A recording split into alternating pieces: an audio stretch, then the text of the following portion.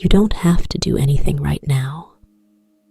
You don't have to hold anything, fix anything, or remember anything that was waiting for you today. Whatever you carried here, whatever weight settled across your shoulders somewhere between waking and this moment, you can set it down now, gently, without ceremony. Just let it rest on the floor beside you and leave it there. Find the position that feels most like surrender. Not sleep, not yet. Just the shape your body makes when it has stopped pretending to be ready for something. Let your hands open if they were closed. Let your jaw soften. Let the muscles behind your eyes, the ones you didn't know were working, let them stop. You are going somewhere quiet now. Somewhere at the edge of things, where the maps run out of detail and the cartographers have simply written, in small, uncertain letters, terrain continues. It is a place that has been waiting for you, without impatience, for as long as you have needed it. The light there is long and even. The sounds there arrive softly, as though they have traveled a great distance to reach you, and are a little tired from the journey. The air smells of warm stone and dried clover, and something faintly mineral, faintly sweet. The smell of a place that has been inhabited quietly for a very long time. There's nothing you need to do when you arrive.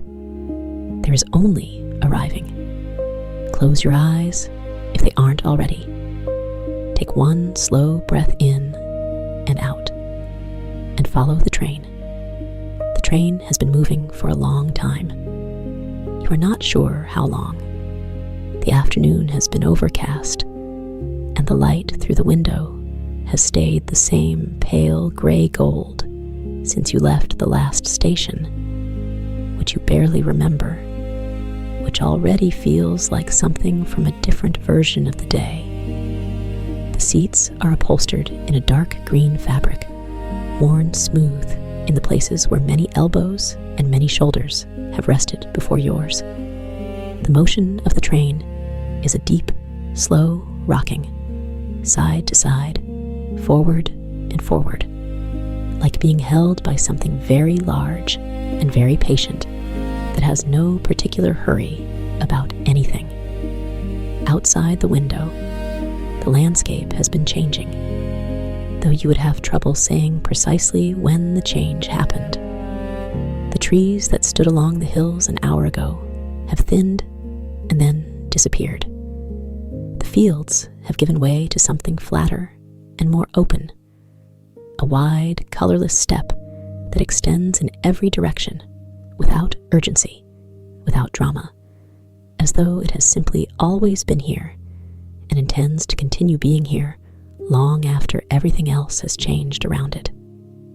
The grasses are pale, silvery gray, the color of lichen on a north-facing stone, and they move in slow, unhurried waves when the wind passes through them, which it does occasionally, without force, like a large animal breathing in its sleep. The train slows. You feel it before you hear it. The deep, rocking shifts in character becomes a little more deliberate, a little more considered. And then there's a sound, a long, low exhalation of steam from somewhere beneath you, a sound like the train is sighing, like it has arrived at the end of something and is simply and contentedly letting the effort go. Through the window, you see it, a single building of pale stone and pale timber, standing where two rail lines converge and go still. The building is low and wide, with a roof that slopes at a gentle angle over deep eaves, and from every overhang there are small lengths of felt, rectangles and strips in deep ochre, gray-green, the rust red of dried autumn leaves, and one long panel the color of thundercloud, hanging in the still air like flags from a very peaceful country. The The windows glow with a low amber light that is not quite warm enough to call warm, but is warm enough to mean something. Warm enough to mean occupied, attended, known. A thin thread of smoke rises from a chimney of dark iron, goes straight up for a few feet in the windless air, and then disperses so gently it seems to simply rejoin the sky. The train stops. Not with a jolt or a shudder. It simply stops, the way a thought stops when you stop thinking it. One moment there is motion. Then there is stillness. And the stillness feels completely natural, as though the train has been practicing for it the whole journey. You are the only one who steps onto the platform. The platform is a rectangle of flat stone, the same pale color as the building beside it, and it is cold through the soles of your shoes. Not unpleasantly cold, just definitively cold. The kind that reminds you that the earth is very old and does not particularly keep track of temperature on anyone's behalf. The air out here smells of distance and dry grass and something else, something faint and mineral and almost sweet, drifting from the open door of the Waystation, which stands ajar, as though someone knew you were coming and stepped inside to be ready. Behind you, the train exhales once more, a quieter breath this time, more private, and then goes still on the siding. You can hear it cooling as you walk toward the Waystation door, a series of faint metallic sounds, soft and irregular, like a conversation winding down. The rails make a low ticking sound as the cold settles into them, as though the iron is thinking. You push the door gently open and step inside. The warmth comes first. Not a rush of warmth, not a blast from the stove, but a gradual enveloping, like being held in the palm of a very large, very warm hand. The walls here are thick. You could tell that from outside, but inside you feel it more than see it. The way all sound is muffled and softened.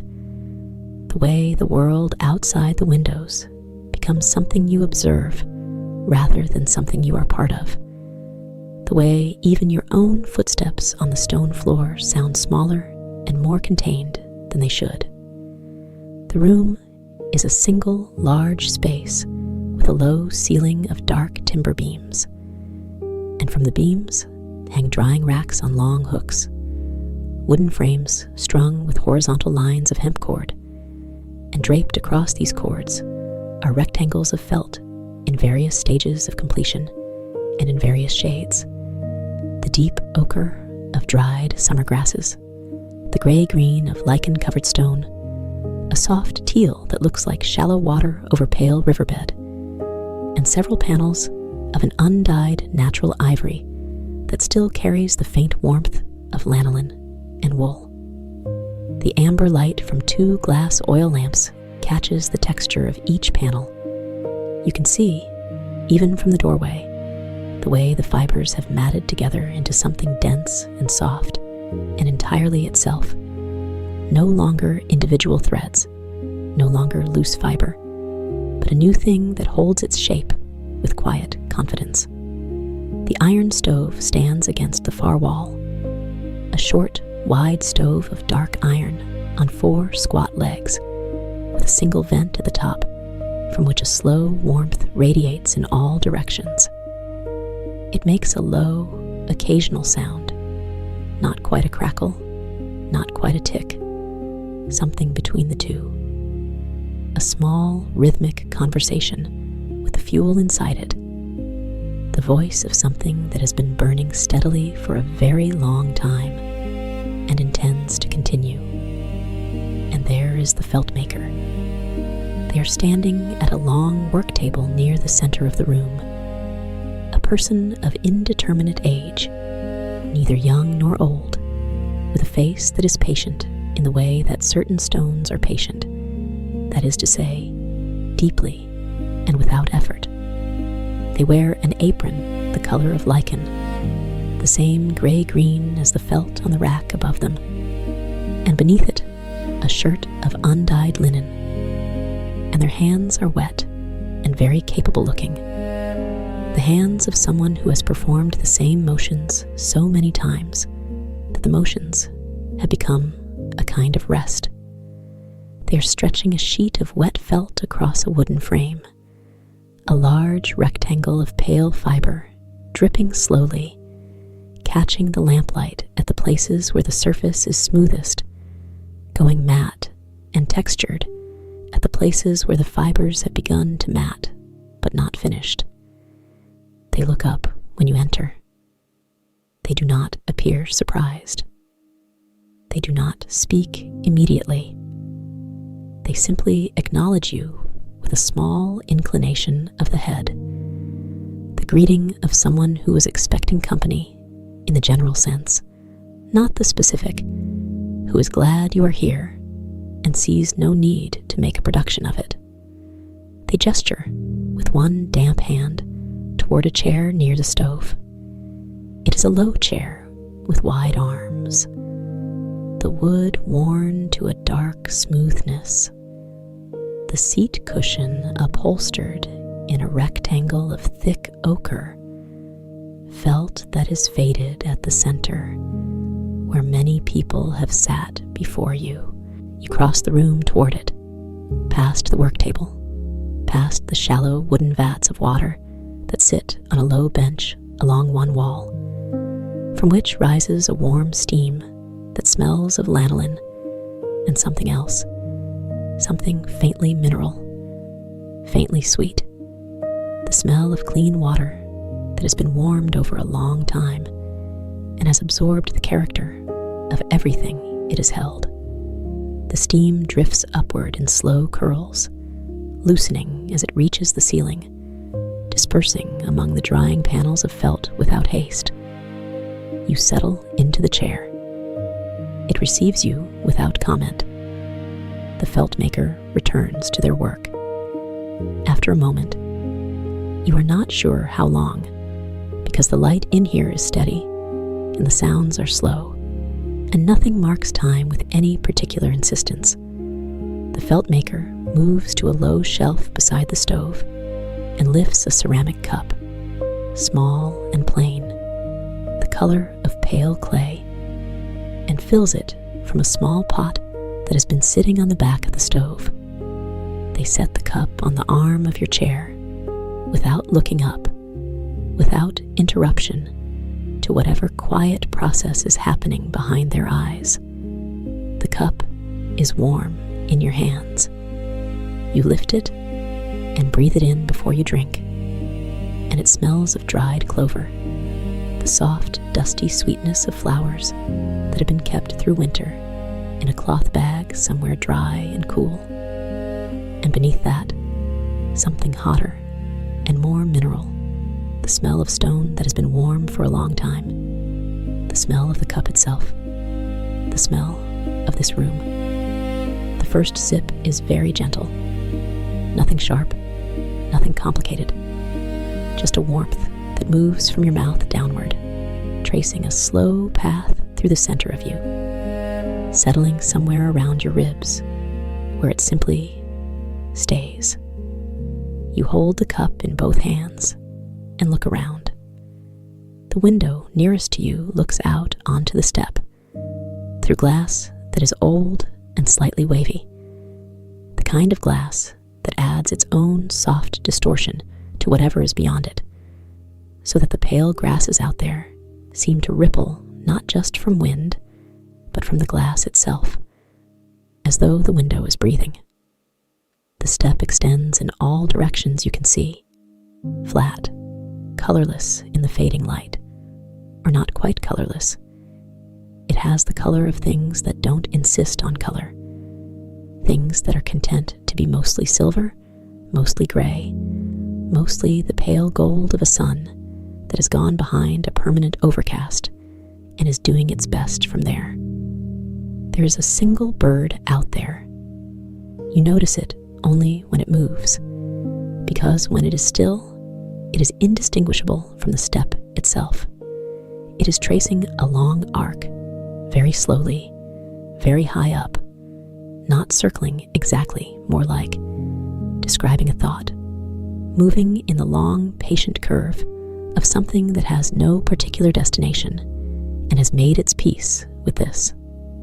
The Feltmaker lifts a flat wooden beater from the edge of the work table and begins to press it, slowly, steadily, with even weight, against the surface of the wet felt stretched on the frame. The sound it makes is a soft, dull percussion, not quite a slap, not quite a pat, a muffled, rhythmic pressure, the sound of fiber being persuaded, gently and without argument, to become something denser and more itself.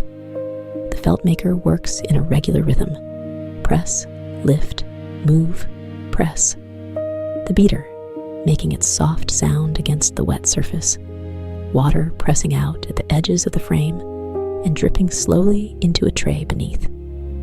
It is a sound that wants to be listened to without thinking about it. A sound that is easier to receive than to analyze, easier to let wash over you than to hold at a distance and examine.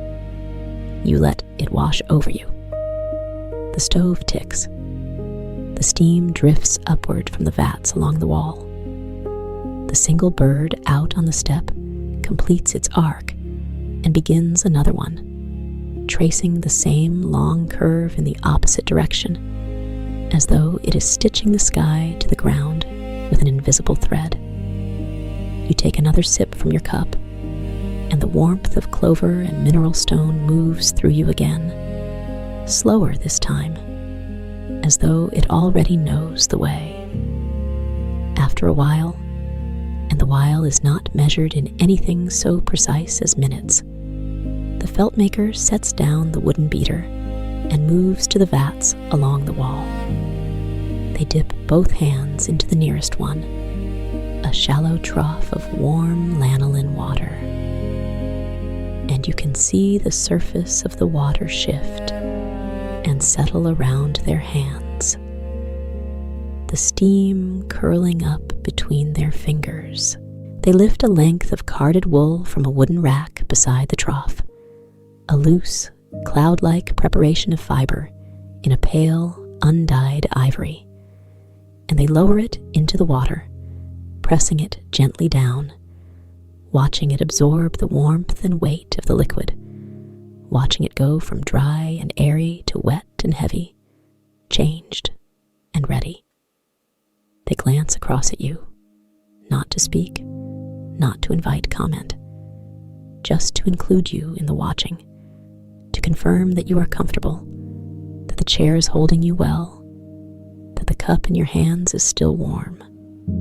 You nod, or perhaps you simply relax a little further into the ochre cushion of the chair, and the Feltmaker seems to receive this as sufficient and returns to the vat.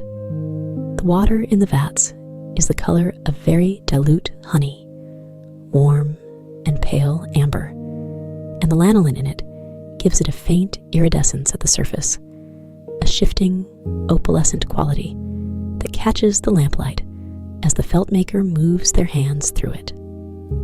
The smell that rises from it is warm and animal and clean. The smell of sheep on a hillside after rain. The smell of something that has traveled through weather to reach this room and been made into something useful and soft. It is the kind of smell that bypasses thought entirely and goes directly to the part of you that knows what comfort is before you can articulate it. You breathe it in. The room breathes with you. There's a long shelf on the wall opposite the window, at about eye level from where you are sitting, and on it are arranged, without any decorative intent, simply in the order they were set there and left, a collection of objects that belong to this place. Several ceramic jars of various sizes, their lids sealed with wax, containing what you imagine to be mordants and dies. The Feltmaker's palette, held in clay. A bundle of dried plants tied with a strip of undyed felt. You can see lavender gray stems and the flattened heads of something you don't have a name for. Something that grows on the steppe, probably. Something that gives color to water when you boil it long enough. A small pair of wooden-handled scissors, their blades closed, resting at an angle against one of the jars. A wooden card, the tool for combing fiber into alignment before it is laid and wet.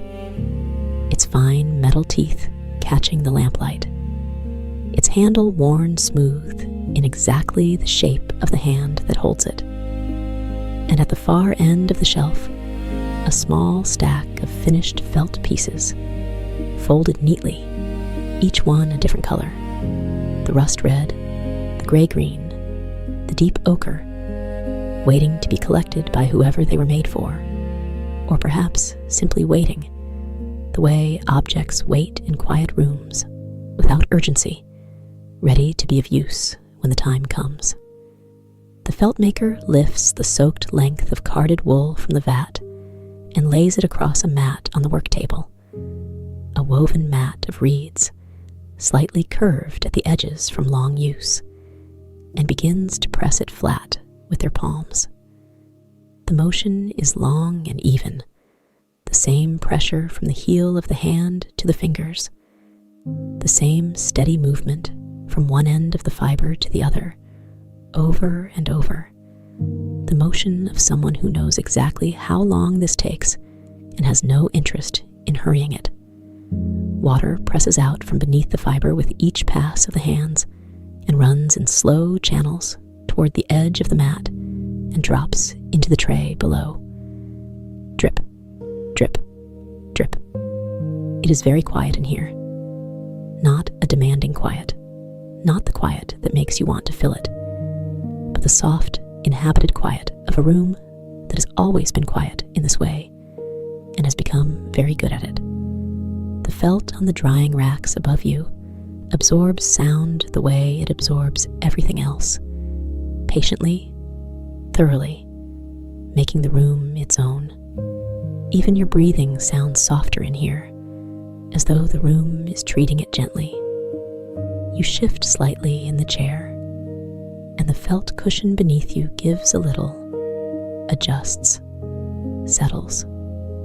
The warmth from the stove has reached the backs of your hands, the sides of your neck, the particular place on your collarbone where you always carry tension first and let it go last. You can feel that place softening now, slowly, without being asked. The Feltmaker hums.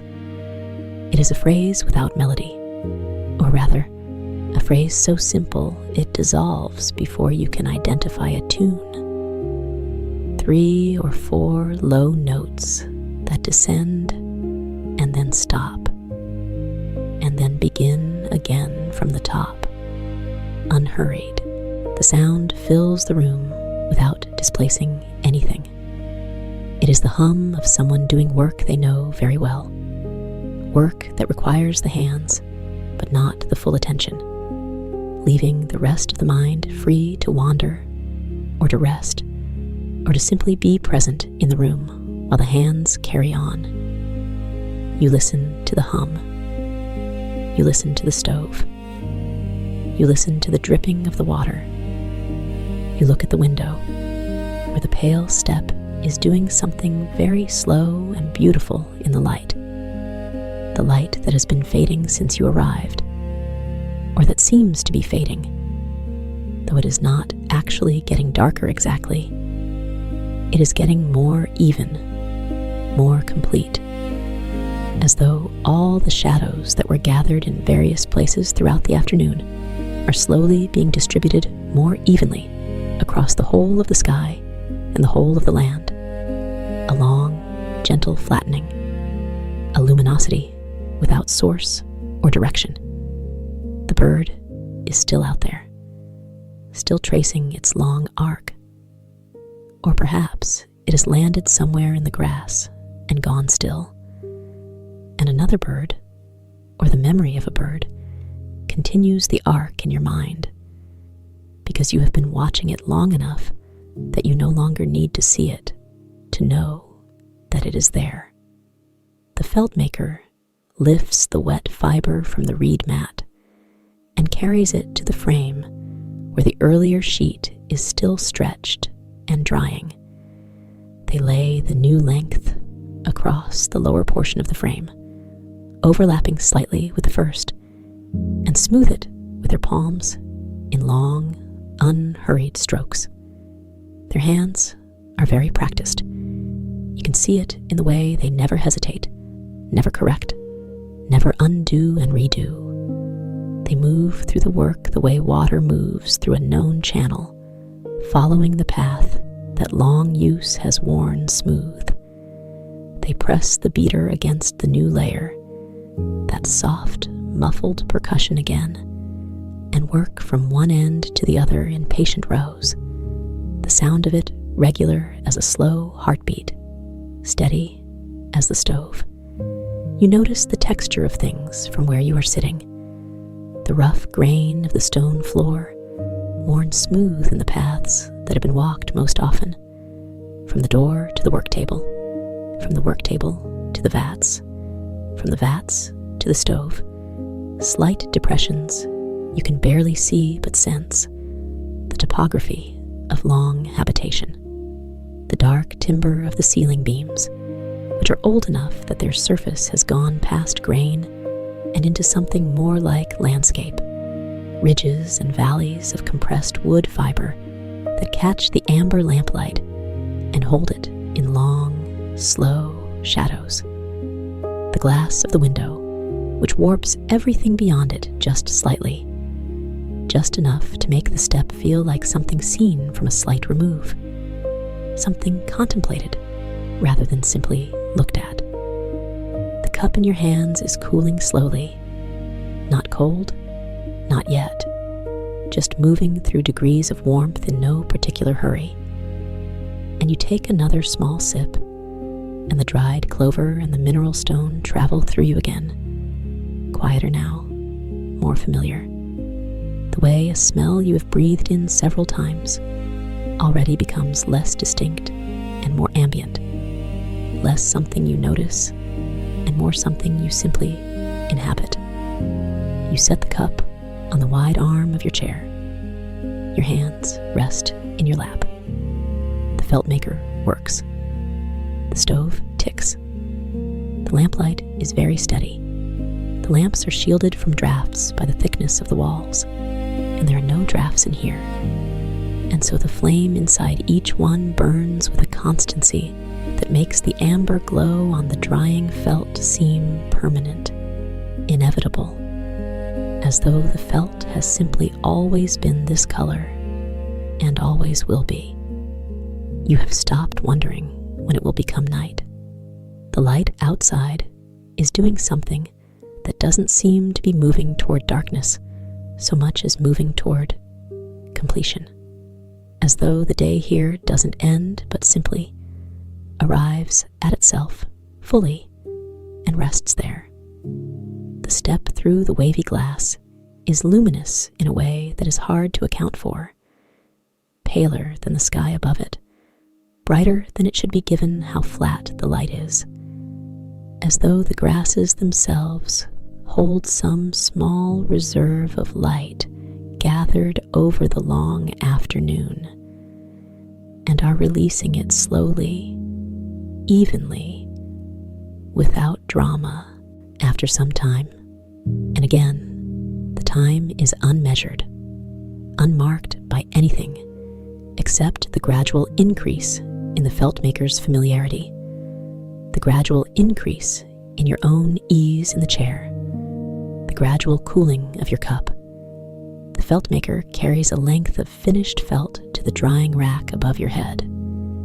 They move past you close enough that you can smell the lanolin on their hands, warm and faintly animal, faintly sweet, and they reach up with both arms and drape the new panel over the hemp cord. smoothing it once along the top edge so it hangs evenly.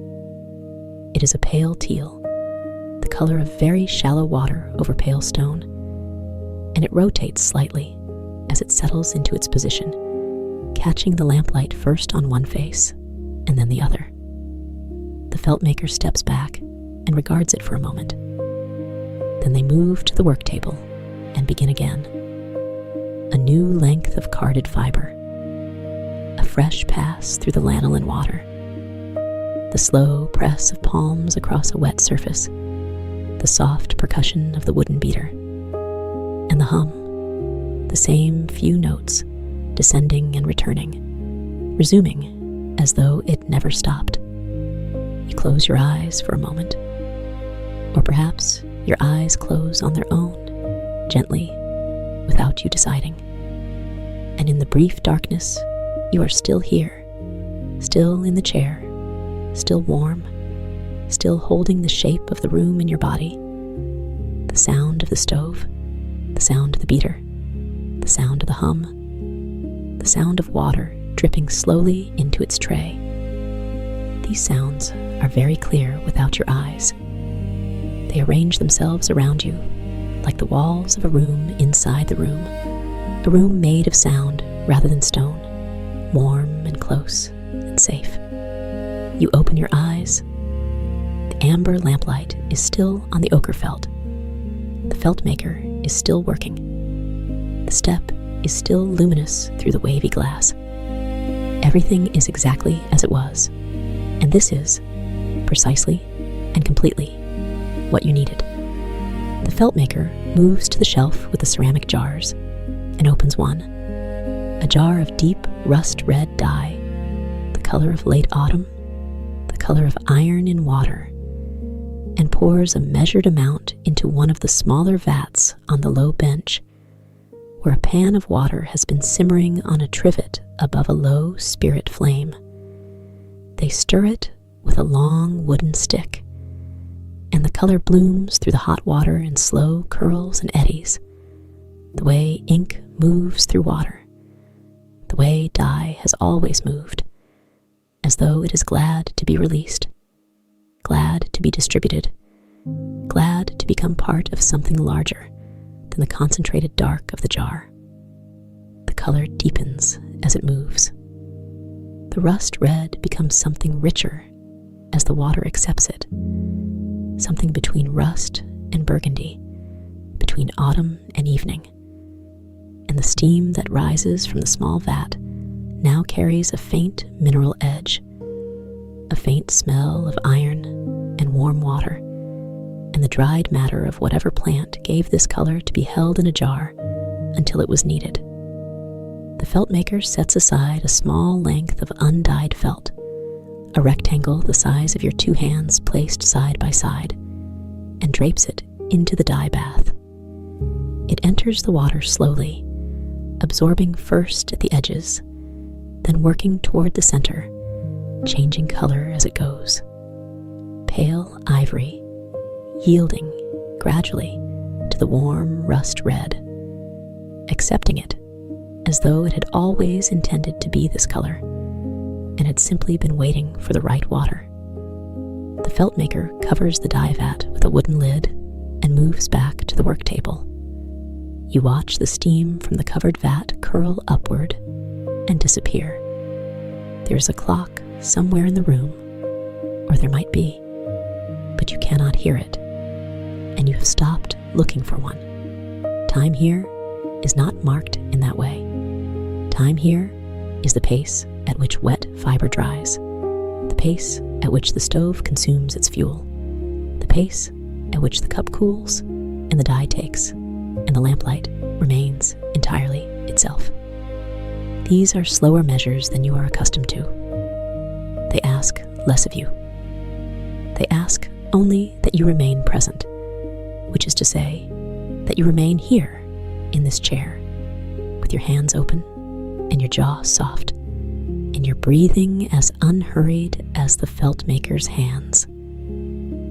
You can do this. You are already doing it. The Feltmaker reaches up to a high shelf you hadn't noticed before, narrow shelf above the drying rack, where a row of wooden forms are stored in various sizes, each one a different shape meant for a different purpose. A round form for a hat, a long, narrow form for a shoe or a slipper, several flat, rectangular frames for the felt panels you have been watching dry.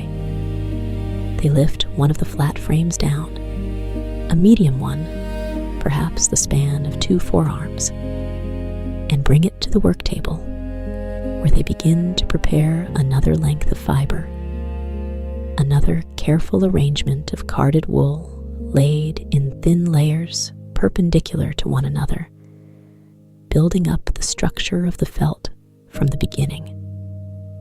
You have been watching this process long enough now to understand it a little, not to understand how it works exactly, but to understand its logic, its patience, the way each step assumes the one before it was done with care. The fiber is laid. It is wet.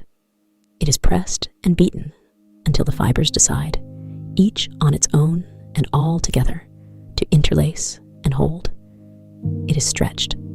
It is dried. It becomes itself. And at no point in this process does anything hurry, and at no point does anything fail because of the not hurrying. You find this deeply reassuring, that things which need time take time and arrive in time at exactly what they were becoming. The hum has shifted slightly, not a different melody.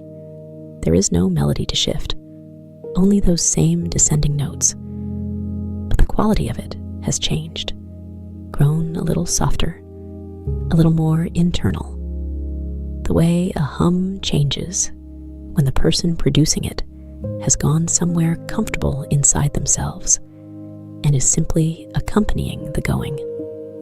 You hear it underneath the other sounds now, rather than alongside them. The soft percussion of the beater, the ticking of the stove, the occasional faraway sound from the train out on the siding, the iron cooling and contracting in its patient way. The hum beneath all of it, holding the room together, the way the felt holds its fibers together, not by force, but by intimacy, by the long closeness of things that have been pressed together gently and for long enough. Outside, the light has done something. You notice it now, or you notice that you have been noticing it for some time without articulating the noticing. The step through the wavy glass has become, if anything, more luminous, not brighter. The sky above it is dimmer, softer. The overcast dissolving into something that is neither day nor evening, but the long, uncertain space between them. That space where the light has let go of its daytime agenda and not yet committed to darkness. But the grasses are pale and glowing in this in-between light, silver and ivory, and the faint gold of things that have been in the sun all day and are now giving it back in the form of warmth, the form of glow, the form of a luminosity that doesn't ask you to look at it directly, but simply is. The single bird is tracing its arc again, or still, its long curve across the pale sky, very high up, moving so slowly, it seems almost to be still, seems almost to be a feature of the sky rather than a creature moving through it. You watch it for a while. It completes its arc. It begins again. You let it. You let it move at its own pace, in its own chosen curve, and you watch without trying to predict where it will go next, because it will go where it goes, and that is already decided, and your watching has nothing to do with it. This is a comfortable thing to understand. The Feltmaker lifts the rust-red piece from the dye bath with wooden tongs, moving carefully, steam rising from the lifted felt, and holds it over the vat for a moment, letting the excess water fall back, letting the piece gather itself. Then they carry it to the rinse basin, a wide, shallow pan of clear water at the end of the low bench, and dip it, submerge it, swirl it very gently, watching the excess dye bloom out of it into the clear water blushing faintly, rust, faintly rose, the felt emerging from the rinse, a deeper and more settled color than before, the dye having had its negotiations with the fiber and reached an arrangement. They carry the rinsed piece to the frame and stretch it gently, at the corners first, then working along the long edges. The same careful pull that gives without tearing, that asks without forcing. The wet felt makes a sound as it stretches, very soft, almost inaudible, a sound like the sigh of something accepting what it is being asked to do, finding that it can. The Feltmaker steps back. The rust-red felt hangs on its frame, dripping its slow drips, glowing in the amber lamplight with a warmth that seems lit from within, that seems to be emitting rather than merely reflecting the light. The Feltmaker regards it for a moment, nods once, privately, returns to the table. Your cup is cool now, not cold. The ceramic has held its heat longer than glass would, and the room itself is warm enough that cooling is a gradual business, but cool enough that the last sip, when you take it, is a different experience than the first, quieter, more complete. The flavors settled and evenly distributed rather than rising in steam. The dried clover is still there. The mineral stone is still there. And something else you hadn't noticed before, a very faint sweetness at the back of it. The sweetness of something that has been dried and preserved and carried a long way and has arrived, finally, at its purpose. You set the empty cup on the wide arm of the chair. Your hands are very warm. The backs of your hands, the flat of your palms, the spaces between your fingers, all warm and heavy and still. You have been sitting in this chair for a long time, or perhaps not long at all. The distinction has become less important the longer you sit here, the more the sounds and the smells and the warmth have accumulated around you, the more the room has made you part of itself. The way felt makes its fibers part of itself, by the long intimacy of shared warmth and gentle pressure. The Feltmaker moves to the drying racks and touches the edge of the ochre panel, tests it between thumb and forefinger, the way you test the temperature of something you are not sure of, and seems satisfied, nods again with that same private nodding. The panel is dry enough, or dry enough for now, and the Feltmaker leaves it where it is, leaves it to continue its slow becoming in the lamplight and the warm air. They move to the stove. They open the small iron door. The light inside is a slow red-orange, the light of something burning well and without urgency, and they add a single piece of fuel, a compressed block of something dense and dry, and close the door again. The stove makes a soft sound of acceptance. The crackling tick of it deepens for a moment, becomes more resonant, and then settles back into its usual low rhythm. The warmth in the room, which was already very complete, becomes, if possible, a little more complete. The Feltmaker turns and looks at you. There's no urgency in their looking. There is only attention. The particular, unhurried attention of someone who has nowhere else to be and no particular agenda for the next several hours, except to be present in this room while the felt dries and the stove burns and the Steppe does whatever it does in its long, luminous, unwitnessed way. They nod once more. You nod back, and you understand, without words, that there is no need to do anything now except remain here, in this warm chair, in this warm room, while the work continues around you, patient and slow and entirely without urgency. That you are welcome here for as long as you wish to remain. That nothing will be asked of you. That nothing will end before it is ready to end. That the lamplight will remain amber, and the stove will continue its slow ticking, and the felt on the drying racks will continue its quiet becoming. And none of this requires anything from you except your presence. Your warm, unhurried, gradually resting presence. You lean your head back against the chair. The felt cushion beneath you is warm and dense and accepting. The arms of the chair are wide enough to rest your arms along their full length, and you do this now. Let your arms lie flat along the worn wood.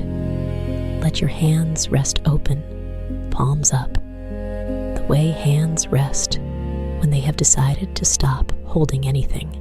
The ceiling is very close, close enough to feel like a held thing, like a long exhale suspended overhead. And the dark timber of the beams is warm in the lamplight, and the drying racks hang from it in their quiet rows, and the felt panels, ochre, gray-green, teal, rust-red, pale ivory, hang in their various stages of completion, slowly releasing their moisture, slowly becoming exactly what they already are. You watch them for a while, the way the light moves across their texture when the flame in the lamp shifts, the way the surface of the felt seems to breathe, or to pulse very gently, or to deepen, depending on the angle of the light. There's so much texture in this room. Every surface holds a different quality of it. The rough stone of the floor, the dark grain of the ceiling beams, the dense, smooth face of the finished felt, the loose cloud softness of the carded fiber waiting in its rack, the warm clay of your cup on the chair arm, the worn, smooth wood of the chair itself. All of it is patient. All of it has taken the time it needed to become what it is. The Feltmaker has moved to a lower shelf and is preparing fiber for a new day, carding a fresh length of wool on the flat card with its fine metal teeth, drawing the fiber through in long, careful strokes, aligning everything, preparing for the next beginning. The sound of carding is a soft, regular sound, a gentle shh on the draw, a pause, a gentle shh on the return, like something being very carefully smoothed, like a hand moving slowly over a surface in the dark to understand what is there. You listen to the carding. You listen to the stove. You listen to the far, occasional tick of the cooling train on the siding. And underneath all of these, the hum, still there, still its same few descending notes, still holding everything in its quiet, ambient way. The room is so warm. Your hands are so still. After a while, the Feltmaker sets down the carding tool and moves to a small table near the window, a table you hadn't paid attention to before, low and round, with 2 chairs at it, and on it, a tray that the Feltmaker must have prepared at some point during the time you were watching the drying racks. On the tray, a small bowl of something warm, from which a thread of steam rises, a thick soup or porridge the color of pale cream, with dark seeds distributed evenly through it, and a smell that is warm and starchy and faintly sweet, the smell of grain that has been cooked long and slow and has given everything it has to the water around it. Beside the bowl, a piece of flat bread on a small wooden board, slightly charred at one edge, the way bread gets when it has been set too close to something hot and no one noticed right away. And another ceramic cup, the twin of yours, filled with the same clover and mineral stone warmth. The Feltmaker gestures. You rise from the chair. Slowly, your body slightly heavier than you remembered it being when you sat down. Pleasantly heavy. Heavy in the way that warmth makes things heavy. And cross the room to the small table. The stone floor is warm underfoot here, near the stove, and the air near the window carries the faintest trace of the cool outside, the mineral cold of the steppe, which is not unpleasant from this side of the thick glass, which is, in fact, exactly the right contrast to the warmth of the room, the warmth of the soup, the warmth of the cup in your hands. You sit at the small table. The Feltmaker takes the other chair and pours a cup for themselves as well, and settles back with the comfortable ease of someone who has sat in this chair many times, in many weathers, in many qualities of light. For a while, you both simply sit. The soup is very warm and very simple and entirely sufficient. You eat it slowly without thinking about it, the way you eat when you are not hungry exactly, but when the warmth of food is what you need rather than the nutrition, when the act of eating is itself the comfort and the content is almost secondary. The flat bread tears into soft pieces in your hands, and you eat those too, slowly, and the charred edge tastes of fire and grain and time. And it is correct. It is correct in the way that things are correct when they have been made without hurry by someone who knows what they are doing and has no interest in impressing you with it. The window beside the small table shows you the steppe in a slightly different angle than the chair did. You can see a little more of the near ground here. The edge of the stone platform, the beginning of the rail lines going out into the grass, diminishing in the long light into something very narrow and very far, converging toward a point on the horizon that you cannot quite locate, because the horizon itself is very subtle here.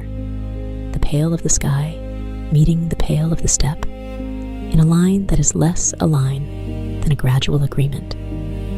The bird is still out there, or it has gone to rest somewhere in the grass, and you are simply remembering it as still moving, still tracing its long arc, because it is the kind of image that stays. The rail lines go out into the steppe and become very fine, and then become invisible, swallowed by the distance and the luminous pale of the grasses and the flat, even light that continues to not quite become night. Beyond the end of the rails, terrain continues. That is all. Terrain that behaves strangely. Distances that don't quite add up. Sounds that arrive late from directions you didn't expect. But that is out there, and you are in here with your soup and your bread and your cup of clover and stone, in a room made safe by thickness and warmth and the patience of a person who has made this place what it is by simply returning to it day after day and doing the quiet work. The Feltmaker finishes their cup. They set it down on the tray and push back their chair, not abruptly. Everything here moves without abruptness, and rise and carry the tray to the low bench by the vats and rinse the cups in a basin of water and set them upside down on a folded cloth to dry. Each motion is complete.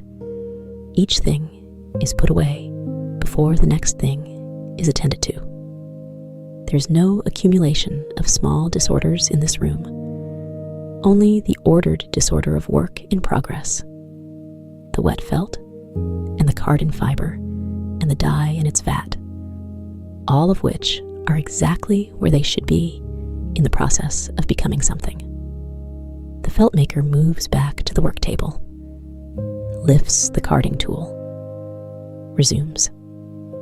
You sit at the small table for a while longer, your hands around the empty cup, looking out through the wavy glass. The steppe is very still, or it moves so slowly, the grasses in their soft, unhurried response to an imperceptible wind, that stillness is the more accurate word for the overall effect. The luminosity has deepened rather than diminished.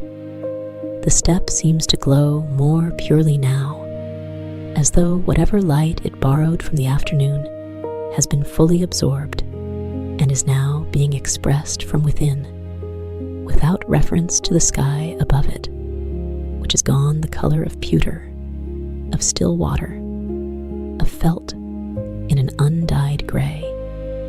You become aware of a sound you hadn't noticed before, or a sound that hadn't been there before, or a sound that has grown gradually loud enough to notice without being loud at all. It is coming from outside, from the direction of the siding where the train stands. A very low, very slow sound, like the groan of a large structure adjusting to the cold. The rails, perhaps, the long iron rails that have carried the weight of the train all day and are now distributing that weight differently in the cooling evening air, settling into the ground that holds them. It is a sound like the earth thinking, a sound like the ground becoming more deeply itself. You find it reassuring. You find everything in this room and in this place reassuring, in a way that is not the reassurance of safety from any particular threat. There is no threat here, but the reassurance of witnessing something continuous and patient. The train settling on its rails, the stove burning its fuel, the felt drying on the racks, the fiber becoming felt, the dye finding its arrangement with the fiber. Everything here is in the middle of a slow process, and all the slow processes are proceeding, and none of them need your involvement, and all of them are entirely fine. You rise from the small table, cross back to the chair near the stove, settle into it again, into the warmth of it, the way you settle into something that already holds the shape of you. The Feltmaker has moved the large frame, the one with the first layer of felt, which has been drying since you arrived, to a position closer to the stove.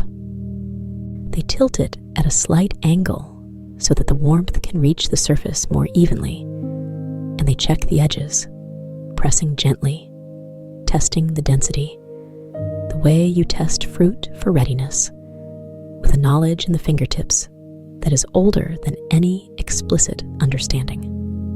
They seem pleased, or something quieter than pleased, something like recognition, the recognition of a thing arriving at what it was always going to be.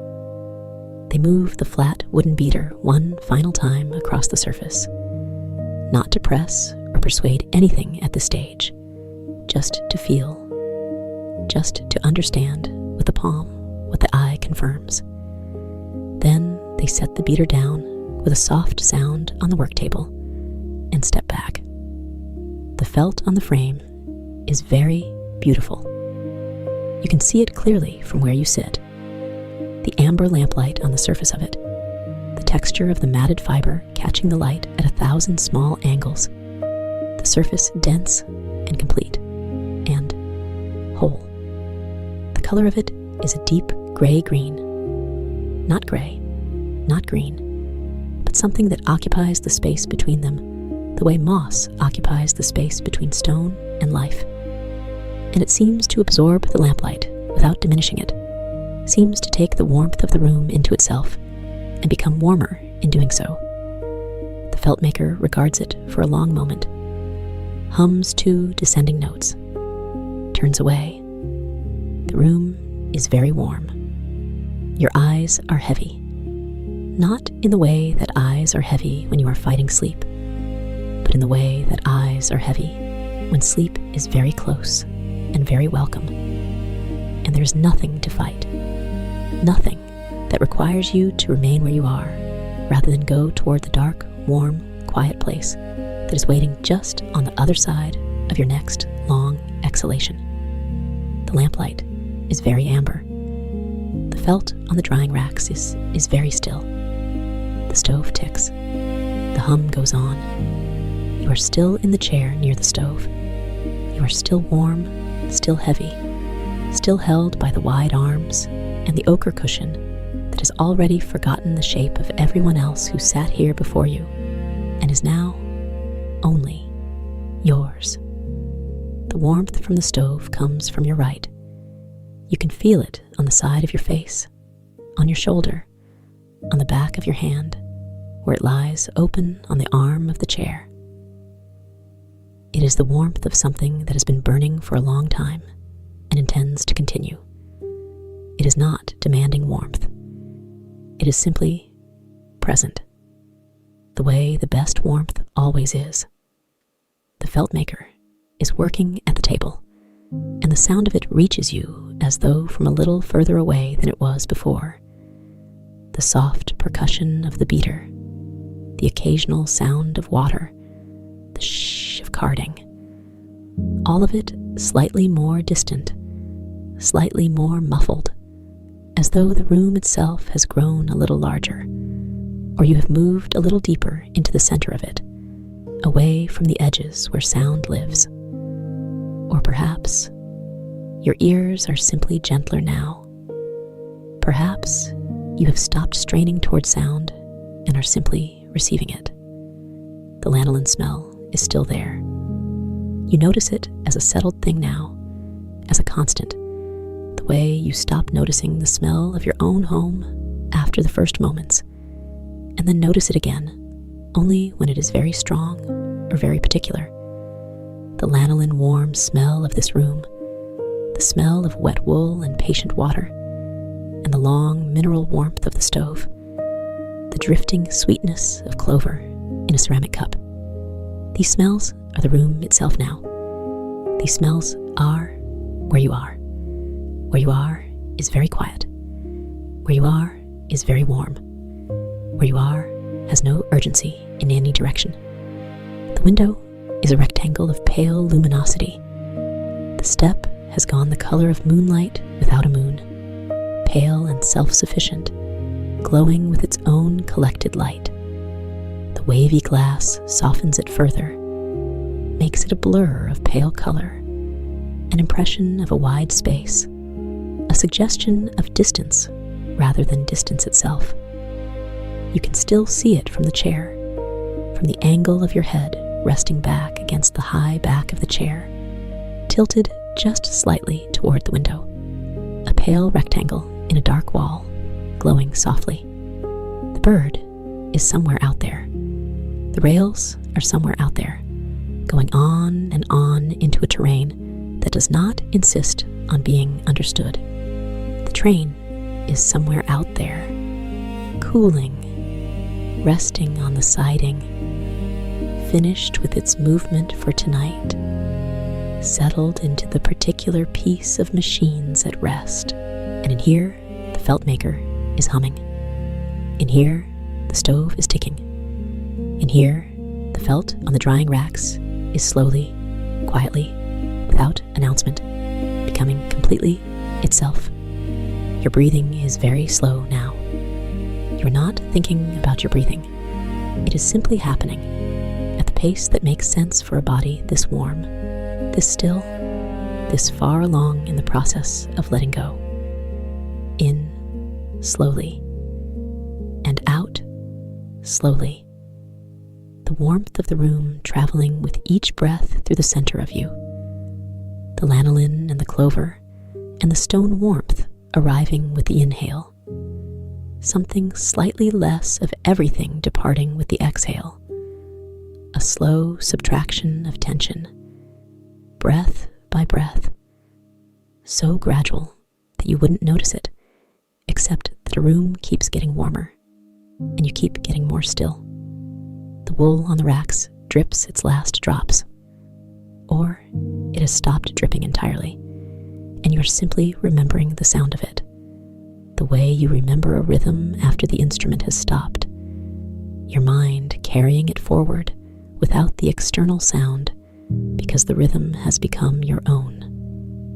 The hum descends, returns, descends. You are very close now to the place where the room recedes a little and the warmth becomes all there is, where the amber light becomes less something you are looking at and more something you are inside of, where the felt on the drying rack and the Feltmaker at the table and the stove and the window and the step beyond, it all begin to move very gently to the periphery, not disappearing, never quite disappearing, but becoming background. The warm, close, patient background of a place that has been quietly here the whole time. You don't need to go there. You can stay here as long as you like. The chair will hold you. The stove will burn. The Feltmaker will work.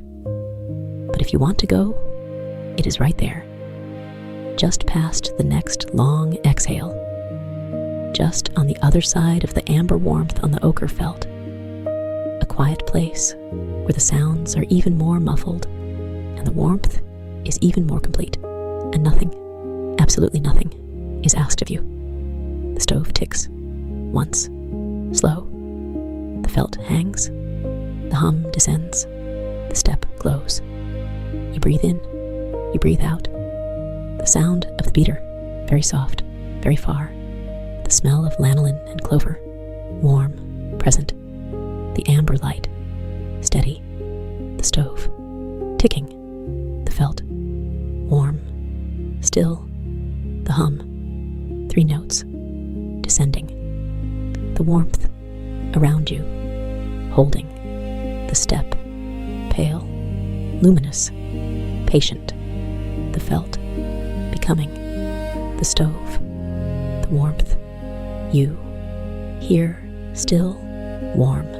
The Feltmaker works on through the long, even dusk. The fire burns.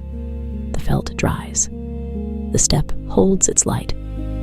The rails go on and on into a distance that doesn't need you to measure it. And you rest, completely, here, in the warm chair, in the warm room, at the pale terminus, where nothing ends, where everything simply continues, slowly, quietly.